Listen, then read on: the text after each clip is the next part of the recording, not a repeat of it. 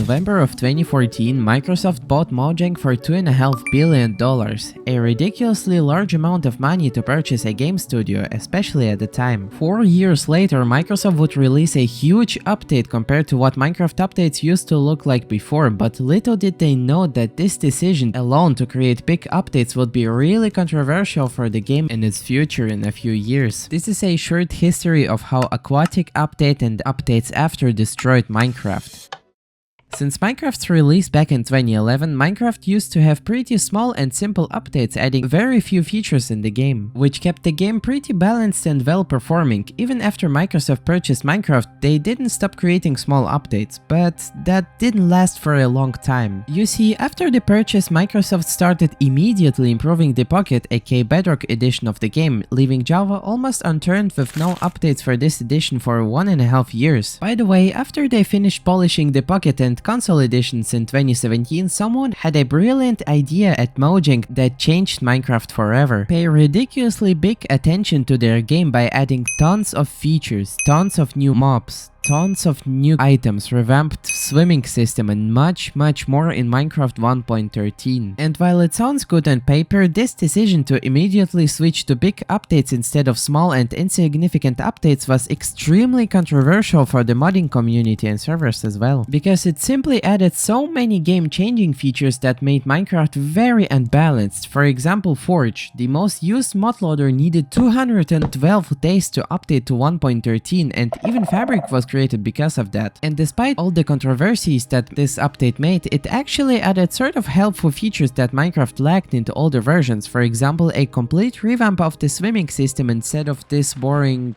whatever this is, and much more. But here's a catch. I've noticed a strange event of updates that Mojang was doing after the Aquatic update. You see, after 1.13, Mojang decides to create an update that is bigger and better than 1.13, the Village and Pillage update. After Village and Pillage, Mojang wants to create something that is bigger and better than an already big update, the Nether update. However, this is where the first problem shows itself. Since 1.16 promised too many things, they had to delay the update by a little. Since the Nether update was at first supposed to be implemented in 1.15, but we've got the Buzzy Beast update as a preparation for this huge update. But we've got what we've got, and everything was going pretty good actually. People accepted this fact. 1.16 was then later released and it was better than ever. What could possibly go wrong?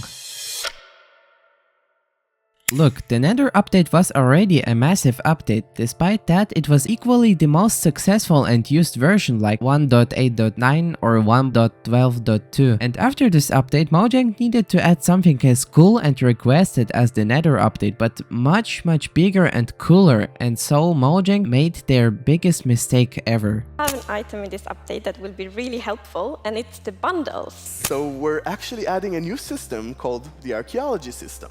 We've actually been thinking about this redstone block that lives in the deep dark. They just promised so many things that made their reputation fall down immediately after the community heard that caves and cliffs will be split in 2 parts, archaeology is being delayed indefinitely, and that about 60% of things that they've shown would eventually not be added into the game, or they were delayed as well. All of that happened from one simple condition that they had: make every update better than the previous update. Nether update was already a big update that was delayed, and after that they promised an extremely huge amount of things for the next update, the Caves and Cliffs update. And this time the delay got even worse. Warden and Archaeology were delayed to 1.19 and 1.20. The community had enough. But despite that, there is actually a good thing about that. You know, people learn good lessons from their mistakes, and Mojang is a great example. After they've heard that the community is extremely angry at Mojang because of undone promises, they started to show very less things on Minecraft Live. However, after that, Minecraft Live turned into a very